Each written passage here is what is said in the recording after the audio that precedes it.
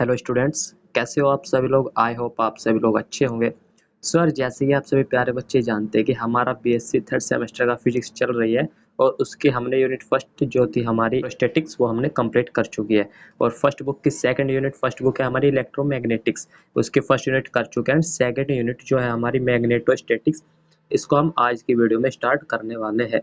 ठीक है, तो चलिए देखिए आज की वीडियो में हम क्या टॉपिक करने वाले हैं वो देखिए। सबसे पहला टॉपिक जो हमारा होगा वो होगा मैग्नेटिक फील्ड।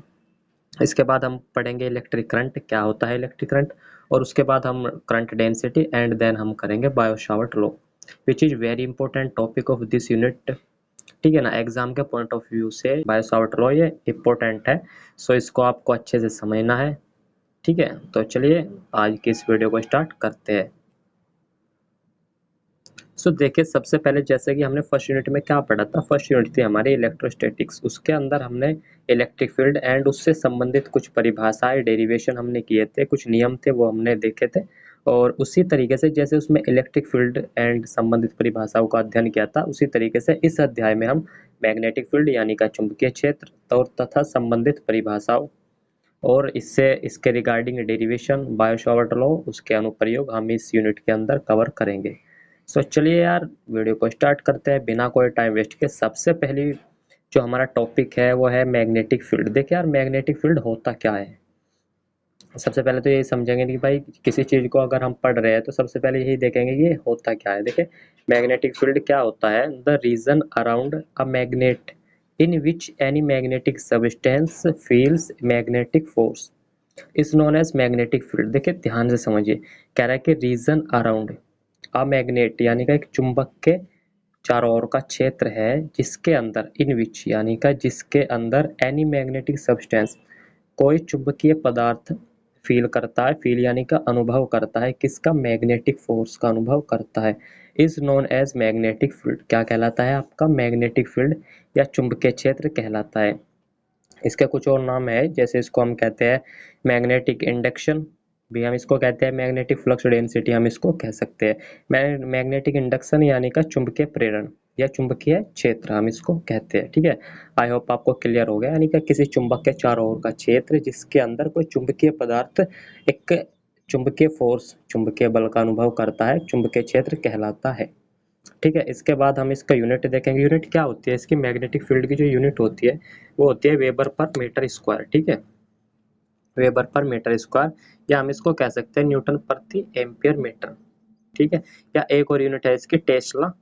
ठीक है, और सीजीएस सिस्टम में अगर हम इसको कन्वर्ट करें तो हमारे पास क्या हो जाएगा, सीजीएस सिस्टम में हमारे पास होता है गोस, और एक गोस होता है 10⁻⁴ टेस्ला। या मैं कह सकता हूँ एक टेस्ला इज इक्वल टू 10⁴ गोस। देखिए, अगर मैं एक गोस की वैल्यू यहाँ से निकालूंगा तो हमारे पास क्या होगा, 10⁴ इधर जाएगा तो माइनस में पावर हो जाएगी। ठीक है ना, यानी कि एक गोस होता है 10⁻⁴ टेस्ला के बराबर। ठीक है, तो इसके बाद हम सेकंड जो अपने डेफिनेशन है वो देखते हैं, वो है हमारी इलेक्ट्रिक करंट। देखिए, इलेक्ट्रिक करंट क्या होता है, द फ्लो ऑफ चार्ज, किसका फ्लो, चार्ज का flow, in any conductor in 1 second, यानी का किसी कंडक्टर में 1 सेकंड में प्रवाहित होने वाला चार्ज का फ्लो है जिसको हम इलेक्ट्रिक करंट कहेंगे। ठीक है, the flow of charge in any conductor in 1 second is known as electric current. इसको क्या कहेंगे, इलेक्ट्रिक करंट हम कहेंगे। It is denoted by I, और इसको आई के द्वारा हम डिनोट करते हैं। क्या हो जाएगा, I equal to Q upon T. ठीक है, I equal to Q upon T, यानी का आवेश है जो प्रवाहित है किसी चालक में कितने समय में, 1 सेकंड में। ठीक है, डेफिनेशन देखिए, डेफिनेशन इससे बनाई जा सकती है। इससे कैसे हम डेफिनेशन बनाते हैं, टी को अगर मैं 1 सेकंड रख दूं तो क्या हो जाएगा, एकांक समय में प्रवाहित होने वाला आवेश किसी चालक में क्या कहलाता है, विद्युत धारा या इलेक्ट्रिक करंट हम इसको कहते हैं। ठीक है, वही लिखा है, the flow of charge in any conductor in 1 second is known as electric current, it is denoted by I. ठीक है, किसी भी कंडक्टर में 1 सेकंड में जो फ्लो ऑफ चार्ज है उसी को कहते हैं इलेक्ट्रिक करंट। आई होप आपको एक क्लियर होगा। और डेफिनेशन मैंने सिंपल से सिंपल लिखी है, आप इसको इजीली समझ सकते हैं। ठीक है, इसका यूनिट क्या हो जाएगी, देखिए यहीं से देखिए, क्यों की यूनिट क्या होती है, क्यों क्या है हमारा चार्ज, आवेश, आवेश का क्या होता है, इसका मतलब होता है कूलाम, और नीचे टाइम, टाइम की यूनिट सेकंड, यानी का ये हो जाएगा आपका कूलाम प्रति सेकंड, या और इसको बोलते हैं हम एम्पियर। ठीक है, डायमेंशन यहाँ से क्या होगी, डायमेंशन होगी इसकी, ऊपर इसकी डायमेंशन आवेश की क्या होती है AT, और नीचे टी, टाइम की डायमेंशन क्या होती है T, तो T से T कैंसिल हो जाएगा, बचेगा A आपके लिए इसकी इलेक्ट्रिक करंट की डायमेंशन हो जाएगी। और ये एक स्केलर क्वांटिटी है, वही लिखा है it is a scalar quantity, ठीक है। इलेक्ट्रिक करंट क्या होता है, सेकंड में किसी कंडक्टर में फ्लो होने वाला चार्ज, जिसको इलेक्ट्रिक करंट कहते हैं। यूनिट क्या हो जाएगी इसकी, एम्पियर, और डायमेंशन A है, और ये एक स्केलर क्वांटिटी है, ठीक है। उसके बाद हमारी जो नेक्स्ट डेफिनेशन है that is current density. Current density क्या होता है, यानी का आवेश घनत्व, ठीक है। इसको देखते हैं, the electric current flowing in unit cross sectional area of any conductor perpendicular to the direction of main current. देखिए जैसे ये समझिए आप, ये कोई वायर है, तो इसमें जो मेन करंट की जो डायरेक्शन है वो ऐसे है, तो इसको हम क्या करंट डेंसिटी किसको बोलेंगे, इसका देखिए ये जो इसका एरिया है ना, इसको बोलते हैं हम क्रॉस सेक्शनल एरिया, यानी कि अनुप्रस्थ काट का क्षेत्रफल। क्या बोलते हैं, अनुप्रस्थ क्षेत्रफल, और इसकी डायरेक्शन होती है इस मेन करंट की डायरेक्शन के परपेंडिकुलर, ठीक है। देखिए मेन करंट की डायरेक्शन है, सो इसकी डायरेक्शन होती है इसके परपेंडिकुलर होती है, ठीक है, ऐसे। तो उसी को हम क्या बोलते हैं, करंट डेंसिटी, यानी कि जो करंट है जो ऐसे फ्लो हो रहा है उसी को बोलते हैं करंट डेंसिटी। वही लिखा है, the electric current flowing in unit cross sectional area of any conductor, किसी कंडक्टर के यूनिट यानी का एकांक अनुप्रस्थ काट का जो क्षेत्रफल है। देखिए जैसे ये वायर है ना, तो इसका जो ये अनुप्रस्थ काट क्षेत्रफल है इसको बोलते हैं अनुप्रस्थ काट का क्षेत्रफल, यानी का क्रॉस सेक्शनल एरिया। और ये परपेंडिकुलर होता है किसके, मेन डायरेक्शन के। जैसे मेन करंट ऐसे जाएगा, तो ये जो इसकी जो डायरेक्शन होगी वो इसके डायरेक्शन के परपेंडिकुलर होगी। आई होप आपको समझ आ रहा होगा, ठीक है। तो इसी को बोलते हैं हम the electric current flowing in unit cross sectional area of any conductor perpendicular to the direction of main current, ठीक है। मेन करंट की जो डायरेक्शन है उसके परपेंडिकुलर होगी इसके डायरेक्शन, ठीक है। Is known as current density, और इसको हम करंट डेंसिटी बोलते हैं। इसको जे से हम डिनोट करते हैं, जे क्या हो जाएगा, I/A, ठीक है, I/A।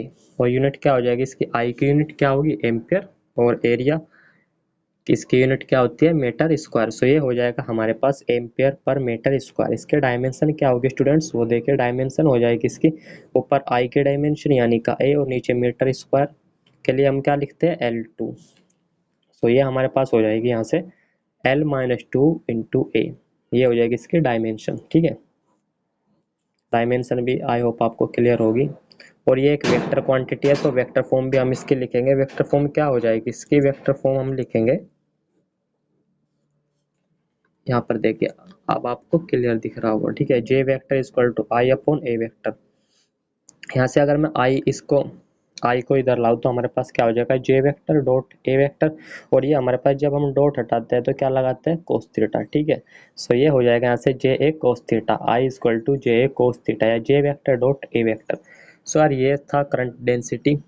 और इसके बाद जो हमारा नेक्स्ट टॉपिक है वो है हमारा बायो सावर्ट लॉ। चलिए उसको देखते हैं। देखिए यार बायो सावर्ट लॉ क्या है वो मैं आपको बताता हूँ। देखिए जैसे मैंने लिखा भी है कि according to Biot Savart law there produce a magnetic field. कह रहा है कि बायो सावर्ट लॉ जो है उसके अनुसार एक प्रोड्यूस होता है मैग्नेटिक फील्ड, प्रोड्यूस होता है कहाँ पर, अराउंड, किसके अराउंड, वायर के अराउंड।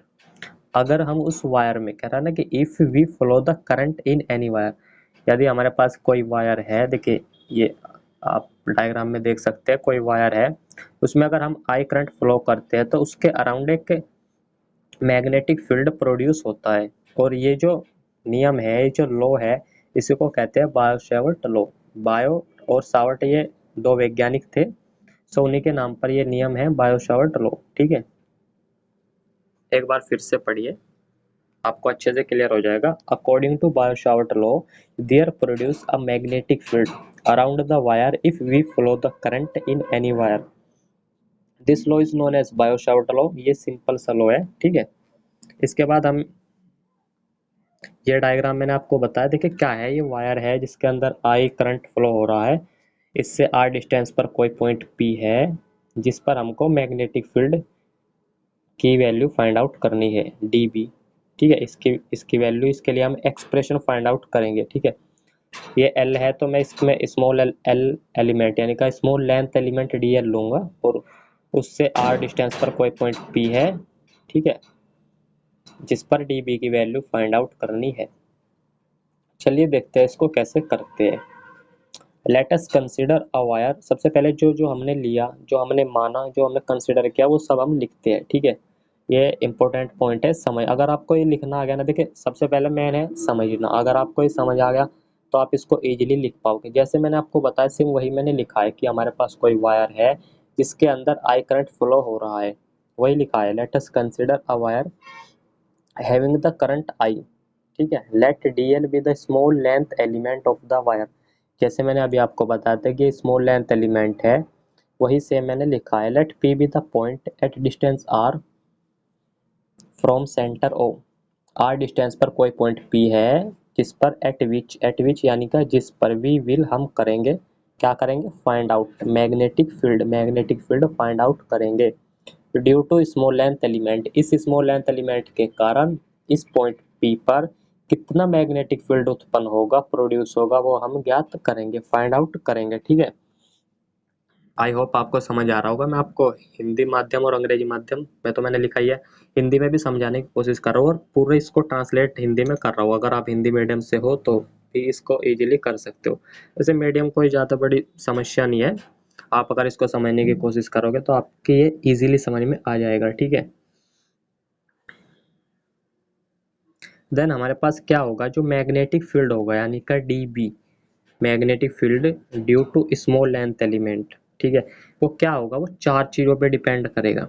सबसे पहले तो जो करंट में धारा यानी का करंट, सॉरी, जो वायर में करंट फ्लो हो रहा है उस करंट पर भी डिपेंड करेगा, उसके प्रोपोर्शनल होगा डायरेक्टली, उसके यानी का उसके डायरेक्टली प्रोपोर्शनल होगा, ठीक है। सो वही मैंने यहाँ पर लिखा है, इज जो मैग्नेटिक फील्ड होगा स्मॉल लेंथ एलिमेंट के कारण वो क्या होगा, directly proportional to the current flowing in the wire, यानी कि जो वायर में फ्लो हो रहा है करंट उसके डायरेक्टली प्रोपोर्शनल होगा। This is equation first. इस तरीके से चार इक्वेशन बनेगी, उन चारों को मिलाकर हम जो लिखेंगे वही हमारा बायो-सावर्ट लॉ के लिए एक्सप्रेशन हो जाएगा, बायो-सावर्ट लॉ के लिए, ठीक है, डीबी के लिए बायो-सावर्ट लॉ की हेल्प से वही एक्सप्रेशन हो जाएगा। चलिए उसको देखते हैं। एक पॉइंट तो ये हो गया कि जो डीबी होगा वो डायरेक्टली प्रोपोर्शनल होगा आई के। सेकंड है हमारा, जो डीबी होगा वो डायरेक्टली प्रोपोर्शनल होगा लेंथ एलिमेंट के, बिल्कुल होगा, लेंथ एलिमेंट के डायरेक्टली प्रोपोर्शनल होगा। ये इक्वेशन सेकंड हो जाएगी। एंड थर्ड क्या होगी, जो डीबी है is directly proportional to the sine of angle between length element and the line joining length element to the point, ठीक है। जो एंगल बना ना थीटा, देखिए मैं आपको एंगल दिखाता हूँ। देखिए यार, जैसे आपने चित्र में क्लियर है, ये जो एंगल बना हुआ ना, एंगल किसके मध्य है, angle length element and line joining. ये लाइन किसको ज्वाइन कर रही है, length element and point P को, जो ज्वाइन करने वाली लाइन है इसके मध्य बना एंगल जो थीटा है, इसकी जिया जिया यानी कि इसकी साइन के इक्वल, सॉरी, साइन के डायरेक्टली प्रोपोर्शनल होगा। सेम वही पॉइंट लिखा है कि डी बी जो होगा डायरेक्टली प्रोपोर्शनल होगा sine theta. This is equation third. And equation fourth क्या हो जाएगी हमारे पास, इज इनवर्सली, इज का मतलब डीबी, डीबी यानी का magnetic field due to small length element, वो इनवर्सली प्रोपोर्शनल होगा to the square of distance between length element and point P, यानी का length element and point P के मध्य की जो डिस्टेंस है, जो आर है, हमने आर ली थी ना स्मॉल आर, उसके स्क्वायर के इनवर्सली प्रोपोर्शनल होगा, ठीक है। आप क्लियरली देख सकते हैं इनवर्सली प्रोपोर्शनल है। इनवर्सली का क्या मतलब होता है, व्युत्क्रमानुपात, यानी कि अगर मैं आर की स्क्वायर की वैल्यू जैसे जैसे इंक्रीज करूंगा डीबी की वैल्यू डिक्रीज होती जाएगी, ठीक है। तो इक्वेशन चार होगी। अब हम इन इक्वेशन को मिलाकर लिखेंगे। On combining the above equations we get, अगर मैं इन चारों को मिला दूं देन हमारे पास क्या होगा, DB directly proportional to the I DL sine theta, ठीक है। और इसके इनवर्सली प्रोपोर्शनल था, सो ये नीचे आ जाएगा आर स्क्वायर। और जब हम साइन ऑफ प्रोपोर्शनलिटी हटाते हैं तो हमारे पास एक नियतांक हमको लगाना पड़ता है, वो नियतांक के है। सो हमारे पास हो जाएगा K I D L sine theta upon R square. और एक्सपेरिमेंट से इसकी वैल्यू हमारे पास आती है म्यू नॉट अपॉन 4 पाई, या आप देख सकते हैं म्यू नॉट अपॉन 4 पाई। सो मैं के की वैल्यू यहाँ पर रखूंगा एंड फाइनली हमारे पास आ जाएगा एक्सप्रेशन। एक्सप्रेशन किसके लिए, डीबी के लिए, यानी का magnetic field due to small length element के कारण जो हमारे पास होगा मैग्नेटिक फील्ड, उसका ये एक्सप्रेशन आ जाएगा जो होगा mu naught upon 4 pi ideal sine theta upon R square. और इसकी वैल्यू कितनी होती है, इसकी वैल्यू होती है हमारे पास 10⁻⁷ पूरे की, क्योंकि म्यू की वैल्यू होती है 4 पाई गुना 10⁻⁷। तो 4 पाई से 4 पाई कटेगा, 10⁻⁷ आ जाएगा। ये मैंने लिखा है यहाँ पर, क्लियरली आप देख सकते हैं। वेयर म्यू नोट क्या है, म्यू नोट है परमेबिलिटी ऑफ फ्री स्पेस या एयर, चुंबकशीलता हम इसको कहते हैं, किसकी, फ्री स्पेस की या वायु की, ठीक है। और म्यू नोट की वैल्यू क्या होती है 4 पाई इंटू 10⁻⁷ न्यूटन पर एम्पियर स्क्वायर। ठीक है दोस्तों, यहाँ तक आपको आई होप क्लियर होगा। और ये जो आपका मैग्नेटिक फील्ड है ये भी क्या होती है, ये एक वेक्टर क्वांटिटी होती है। सो हम इसकी वेक्टर फॉर्म देखते हैं बायो-सावर्ट लॉ की, वो क्या होगा वेक्टर फॉर्म इसकी। जैसे हमने ये अभी तक फाइंड आउट किया, एक्सप्रेशन क्या आया हमारे पास, dB equal to mu naught upon 4 pi ideal sine theta upon R square. So vector form के लिए हम क्या करेंगे, आर से ऊपर नीचे मल्टीप्लाई में कर दूंगा, देन आर से तो मल्टीप्लाई कर दिया और नीचे मल्टीप्लाई करूंगा तो आर की पावर 1 बढ़ जाएगी, यानी का आर की पावर 2 थी, अब आर की पावर 3 हो जाएगी। सो यहाँ पर मैंने लिखा है आर की पावर 3। फिर मैंने क्या किया, म्यू नॉट अपॉन 4 पाई को बाहर लिख लिया, ये तो है ही अलग। और आई D L R sine theta, इसको मैं क्या लिख सकता हूँ, देखिए ए बी साइन थीटा को हम क्या लिखते हैं, ए क्रॉस बी, उसी हिसाब से मैंने क्या लिखा D L vector cross R vector, क्योंकि ये दोनों क्या है वेक्टर क्वांटिटी है। और नीचे आर क्यूब हमारे पास एच डी से है, ठीक है। सो ये वेक्टर फॉर्म में क्या हो जाएगा इसका expression, D B vector is equal to mu naught upon 4 pi I D L cross R upon R की पावर 3। ये हो जाएगा हमारे पास बायो-सावर्ट लॉ का एक्सप्रेशन वेक्टर फॉर्म में, ठीक है। सो यार आज की इस वीडियो लेक्चर को हम यहीं तक रखेंगे। इसके बाद का जो हमारा नेक्स्ट टॉपिक रहेगा वो रहेगा एप्लीकेशंस ऑफ बायो-सावर्ट लॉ। अभी हमने बायो-सावर्ट लॉ देखा, इसको डेराइव किया, इजीली इसको समझा, इजी है ये, ठीक है ना। आपको अच्छे से समझ आया होगा, नहीं आया हो तो वीडियो को एक बार दोबारा से देखिएगा, आपको और ज़्यादा अच्छे क्लियर हो जाएगा, ठीक है। नेक्स्ट वीडियो के अंदर हम क्या करेंगे, हमारा टॉपिक रहेगा इसके एप्लीकेशन बायो-सावर्ट लॉ के।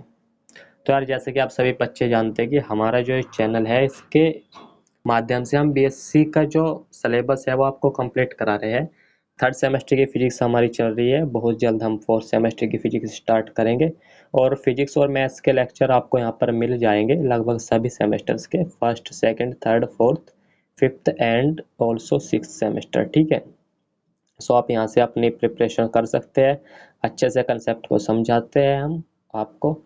तो आपको कंसेप्ट्स के रिगार्डिंग अगर कोई क्वेरी, आपकी कोई क्वेश्चन, कोई डाउट बनता है, आप कमेंट सेक्शन में उसको लिख सकते हैं। कमेंट सेक्शन ओपन है, वो आपके लिए ही है, उसका आप ज़्यादा से ज़्यादा यूज़ करें और अपनी क्वेरी, कोई क्वेश्चन है तो आप पूछ सकते हैं हमसे, ठीक है। इस वीडियो को हम यहीं तक रखेंगे, मिलते हैं नेक्स्ट वीडियो में।